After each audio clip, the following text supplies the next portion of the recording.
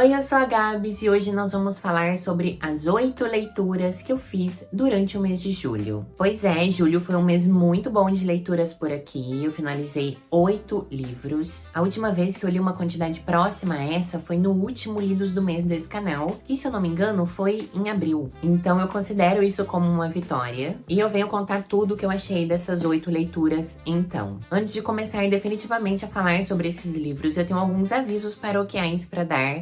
Então, vamos lá, eu prometo ser rápida. O primeiro deles é que agora você consegue se tornar um membro deste canal. Ei! Essa é uma das formas de você apoiar o meu trabalho aqui no YouTube. E se tornando um membro, você tem acesso a algumas recompensas exclusivas, como acesso a vídeo antecipado, vídeos exclusivos, tem alguns emotes exclusivos para os membros, tem a badzinha de membro, enfim, é muita coisa. O seu nome aparece no final dos vídeos e você me ajuda a continuar mantendo esse canal, então é só benefícios. E por último, mas não menos importante, o link para compra de todos esses livros que eu vou mostrar tá aqui na descrição. Então é mais uma forma de você apoiar o meu trabalho sem gastar nada mais por isso, e você comprando qualquer um deles ou qualquer outra coisa por esses links, você me ajuda com uma pequena comissão, sem pagar nada mais por isso. Dito isso, vamos para os livros.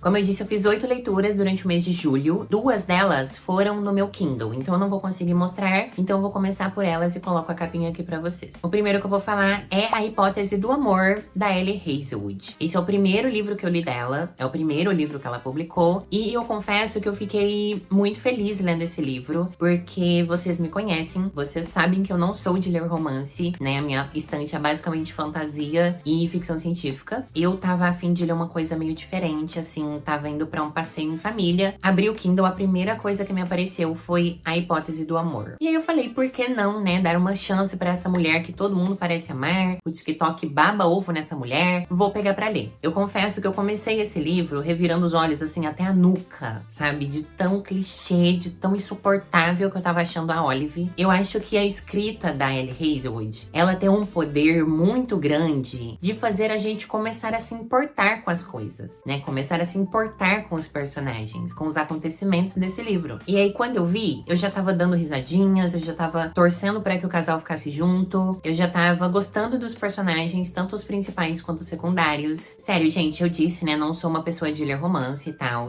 mas eu gostei muito, eu acho que foi uma experiência muito divertida. Gostei da história num todo, no geral, né, do começo ao fim, mesmo tendo os momentos que eu tava, tipo... Mas é normal, eu não costumo ler romance, então tem coisa que pra mim realmente é meio forçado, né? Até que eu me acostumei com a escrita da Ellie, eu fui entendendo como ela contava histórias. E eu adorei. Então, vocês provavelmente vão me ver falando mais sobre a Ellie Hazelwood por aqui. Eu já tô com todos os livros dela pra ler no meu Kindle e eu pretendo ler todos eles em um momento muito próximo, assim. A minha intenção é ler em ordem cronológica, né, em ordem de lançamento da autora, mas me conta aí, qual é o seu livro favorito da Ellie Hazelwood? Qual livro eu deveria ler em seguida? Me conta aí nos comentários. E aí, o segundo e o último que eu li no Kindle foi o Laura Santos Está Matando Estranhos, da Karine Ribeiro. Gente, esse aqui foi a minha última leitura de julho, tá? Eu li, tipo, nos 45 do segundo tempo, e eu confesso que foi uma leitura que me deixou, que eu ainda estou refletindo muito sobre ela. Eu ainda tô assim, meio... O que foi que eu acabei de ler? Sabe? Quando você fica com aquele pensamento, assim, aquele sentimento de tipo, meu Deus, e agora? O que é isso, sabe? Aqui a gente vai acompanhar a Laura, que é uma mulher preta. Ela é casada com um cara branco, um médico. E a gente vai descobrindo algumas peculiaridades sobre a Laura, que ela consegue fazer com que plantas nascem, né? Tipo, ela tem o dom de, sei lá, enfiar a mão na terra e dali, se ela quiser, vai brotar árvores de 1 milhão de coisas. Mas ao mesmo tempo, ela tem a habilidade, e eu não sei se eu chamaria de habilidade, ela tem o dom peculiar de absorver e passar doenças. Então, se ela toca em mim, eu tenho uma doença, ela consegue pegar pra ela, ao mesmo tempo que ela consegue passar essa doença pra alguém e se livrar disso. Faz sentido? Não faz sentido, é meio confuso, assim, mas eu achei genial a forma como a Karine escreveu isso, né? E daí a gente vai vendo como ela vai fazendo isso durante a vida inteira, às vezes mesmo sem saber o que ela está fazendo. Só que chega um momento que as coisas começam a desandar e nem tudo acontece como ela quer que aconteça. A gente vai ter algumas discussões muito importantes aqui sobre maternidade, sobre traumas. Então, eu super indico essa leitura, tá? Mas vai preparada para um trauma psicológico, porque a Karine simplesmente me deixou jogada na minha cama, encarando o teto do meu quarto por uns 20 minutos, assim, eu não tô nem exagerando. Eu fiquei muito pensativa quando eu finalizei essa leitura e eu fiquei curiosa pra ler as outras coisas dela. Eu sei que ela lançou também o Secretária de Satã, só que esse eu não li ainda. Eu fiquei muito curiosa e se você já leu, me conta aí também nos comentários que eu vou adorar saber. Vamos então pros livros físicos, os livros que eu tenho na estante. Eu vou começar mostrando aqui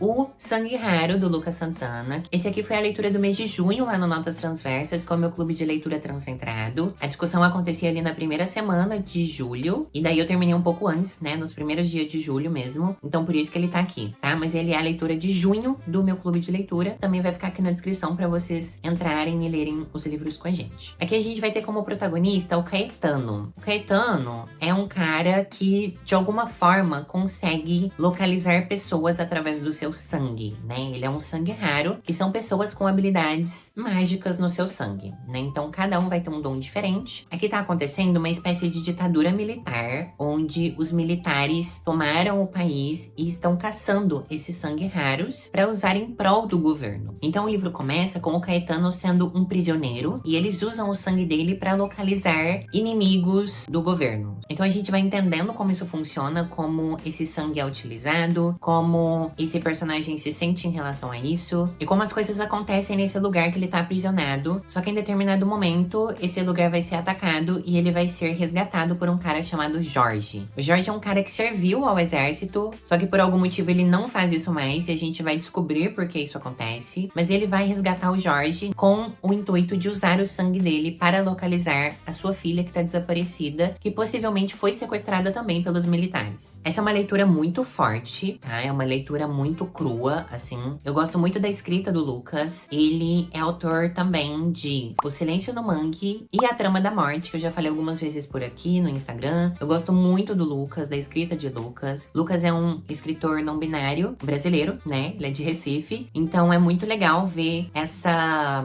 representatividade aqui, né? É uma história que se passa em Recife, então é muito legal acompanhar isso e se sentir muito próxima, né? É uma realidade muito próxima da que a gente vive hoje. Então acho que é por isso que dá um choque, assim, um impacto mesmo durante a leitura. Aqui a gente vai ter algumas discussões muito importantes sobre identidade, sobre resistência, sobre acolhimentos. E sério, o final desse livro aqui é surreal de bom, tá? Eu super indico. Vamos então para um dos motivos de eu ter lido bastante esse mês. Embora muita gente não considere mangás uma leitura, eu considero e eu me divirto horrores, tanto mangá, quanto quadrinho, quanto audiobook. São coisas que eu considero como leitura sim. Então eu li bastante mangá durante esse mês de julho. Eu gosto bastante e eu tô me aventurando ainda mais, né? Cada vez mais a ler e a descobrir mangás. Então o primeiro que eu vou mostrar aqui é O Verão em que Hikaru Morreu. Eu li o primeiro volume. Esse mangá, inclusive, foi adaptado para uma série pela Netflix que já saiu. Acho que tá saindo episódios toda semana, mas eu ainda não comecei a assistir. O que eu gostaria de dizer é que esse mangá me deixou muito surpresa, porque eu não esperava que fosse da forma que foi. Assim, eu não esperava encontrar o que eu encontrei aqui, sabe? A gente vê essa capa, a gente vê esse título, a primeira coisa que eu conseguia pensar era que eu ia ficar extremamente depressiva e que eu encontraria gays tristes aqui, tá? Era isso o que eu imaginava que eu encontraria aqui. Só que eu abri esse mangá e eu fiquei muito surpresa, porque eu não esperava encontrar uma vibe meio de Andito, assim.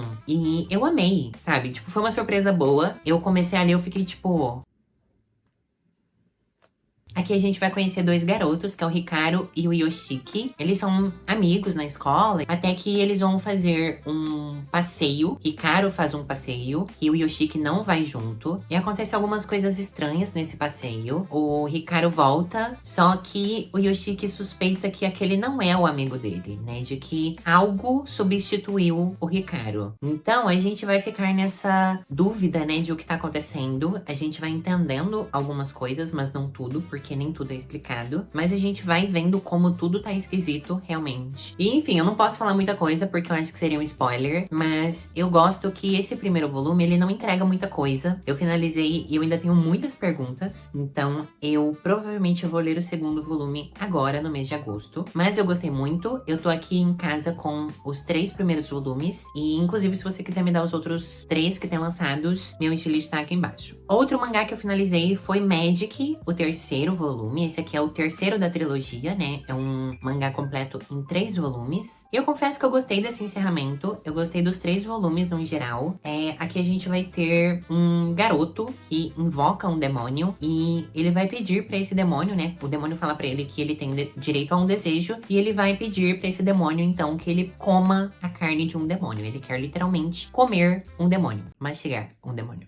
Esse demônio vai fazer um acordo com ele e ele vai falar, ok, você pode comer a minha carne e em troca eu quero a sua alma. E é aí que a história vai começar, né? Isso não é um spoiler, isso é a premissa lá do primeiro volume, mas eu gostei muito de como essa história avançou, né? De como a gente tem um aprofundamento nesses personagens. Tem uma coisa muito legal aqui nessa história, que eles são chamados pela inicial, né? Porque se um demônio é mais poderoso que você não consegue falar o nome dele completo. E se você faz isso, você pode ser morto, dependendo do poder desse demônio. Então, o J é o demônio mais poderoso existente nesse universo. A gente vai acompanhar, então, como isso acontece, como o M, que é o protagonista, lida em relação a isso, né? As consequências de ele ter invocado um demônio lá no primeiro volume, o que tá acontecendo depois disso, e como ele vai lidar com as consequências das próprias decisões. Então, gostei muito. Confesso que é um pouco nojento, assim, então umas cenas meio grotescas, mais 18, tá? Por favor, não leiam se vocês têm menos de 18 anos. Mas é muito bom. Eu fiquei obcecada. Eu li os 3 de uma vez, assim. Eu só coloquei esse aqui porque os outros 2 eu li no finalzinho de junho. Recomendo.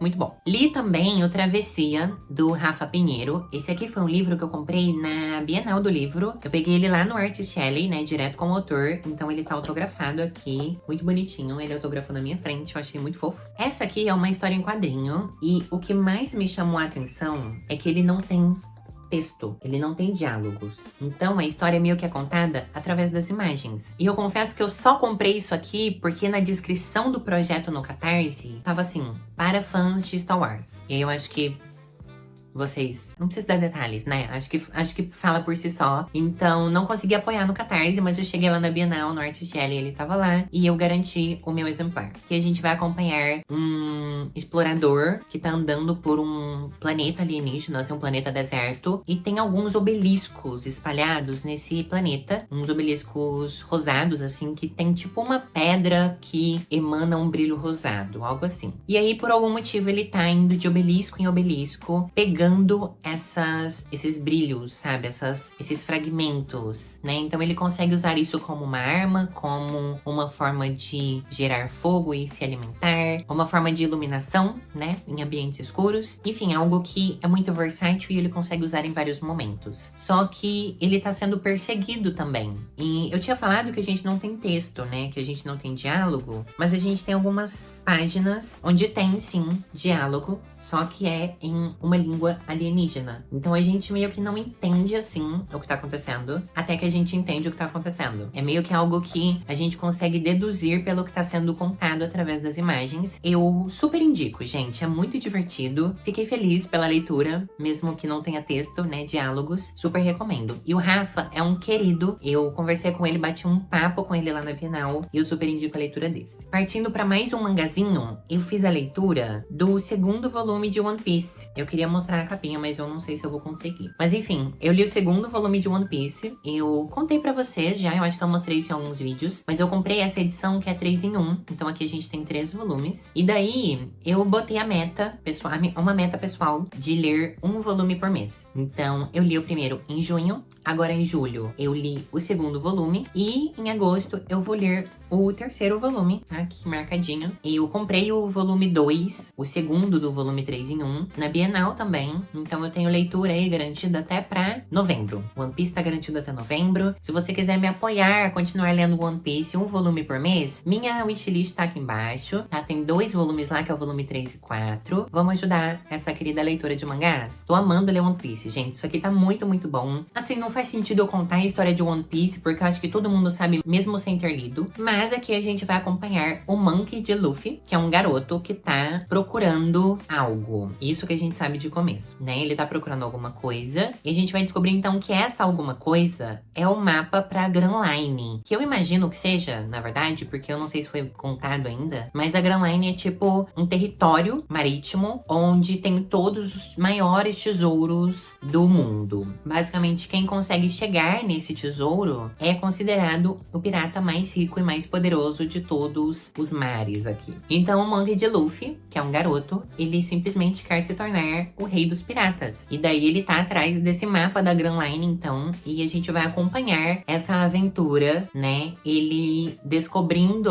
alguns lugares, descobrindo personagens, alguns personagens se juntando a ele, né? Tem o Zoro, tem a Nami, que já estão na tripulação.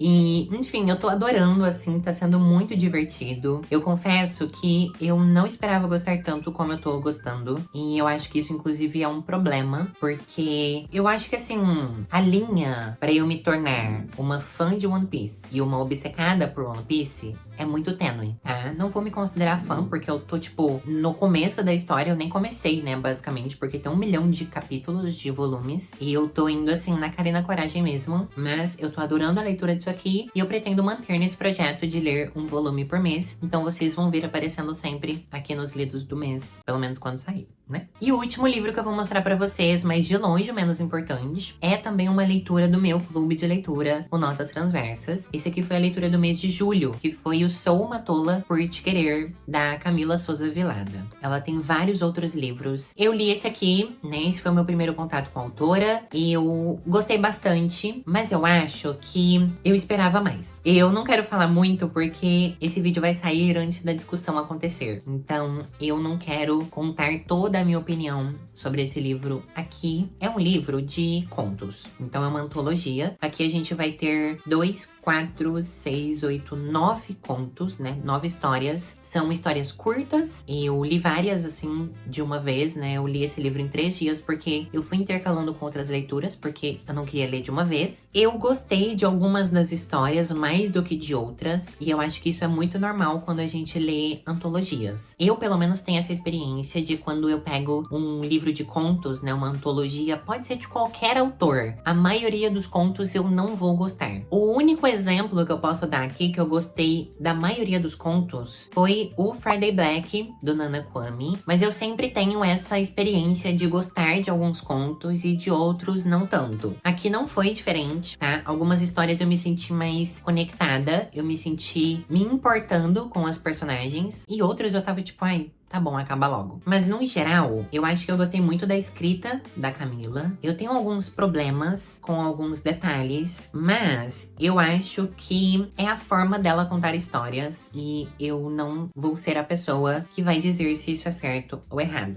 Vamos lá, a gente tem 9 histórias, como eu disse. Eu acho que as histórias que eu mais gostei foi o Sou uma Tola por Te Querer, que é a história que dá o título ao livro. Eu gostei muito de Mulher Tela e gostei também de A Casa da Compaixão. Esse A Casa da Compaixão eu fiquei um pouco maluca, assim, porque tem umas reviravoltas meio bombásticas, eu não esperava por elas, e o final me deixou meio assombrada, assim. Eu acho que quando eu terminei esse livro, fiquei com medo, assim, de deitar a cabeça no meu travesseiro e brotar uma freira com uma cachorra que não é uma cachorra na minha frente. Enfim, se você já leu, você vai entender, não vou dar spoilers, mas eu gostei no geral, tá, gente? Como eu disse, eu tenho alguns problemas, mas eu acho que o meu maior problema com esse livro, com essa escrita, com essas histórias, foi o fato de que todas as protagonistas desse livro são prostitutas. Eu entendo que é uma realidade de muitas. Eu, como uma mulher trans, eu sei que a prostituição é uma realidade para muitas trans e travestis. Isso não é só a minha opinião, né? Tem dados, tem números que afirmam isso. Mas eu acho que existem muitas outras formas de a gente representar mulheres trans e travestis, sabe? De a gente ver representatividades, de ver como essas vivências sofrem violências e microviolências o tempo todo. Esse foi um problema que eu tive durante a leitura. Talvez isso, inclusive, tenha afetado a minha opinião sobre algumas dessas histórias. Mas de resto, eu gostei bastante. Eu ainda não sei a nota que eu dou pra esse livro, mas eu vou esperar a discussão lá do Notas Transversas acontecer pra decidir a avaliação que eu vou dar pra esse livro, tá? De qualquer forma, eu indico. Eu acho que é muito legal a gente ter essa visão, né, de representatividades e de vivências de mulheres trans e travestis na Argentina, né? A Camila é uma mulher argentina, uma travesti argentina. Muito bom, super indico. E mais uma vez, o Notas Transversas é o meu clube de leitura transcentrado. A gente lê obras de pessoas trans. Então, se você quiser participar, se você quiser apoiar e ler com a gente, o link tá na descrição. Eu acho que eu falei um pouco demais, né? Esse vídeo tá com 38 minutos de bruto. Eu espero que eu consiga cortar um pouco pra não ficar muito grande. Mas então foram essas as minhas leituras do mês de julho, contando os 2 livros que eu li no Kindle. E eu não vou botar nesse vídeo a minha TBR, tá? Porque ela tá meio, assim, tá meio insalubre. É isso, me conta se você já leu algum desses livros que eu mostrei pra vocês. Me conta aí nos comentários o que você leu durante o mês de julho. Mais uma vez, considere se tornar membro deste canal, né? Apoiar o meu trabalho, permitir que eu continue mantendo esse canal e que eu aprimore os vídeos, né? Eu tô muito louca pra comprar o microfone, então essa é uma forma de você me apoiar e permitir que eu consiga fazer isso. Hype esse vídeo se a opção aparece pra você. Eu sei que o YouTube não mostra isso pra todo mundo, mas algumas pessoas conseguem hypar o vídeo e isso ajuda muito ao YouTube entregar esse vídeo pra outras pessoas, né? O YouTube entende que esse vídeo é relevante e manda pra todo mundo. E toda aquela rotina de sempre, né? Se inscreve no canal, deixa um comentário, curte o vídeo, compartilha com seus amigos e a gente se vê no próximo vídeo.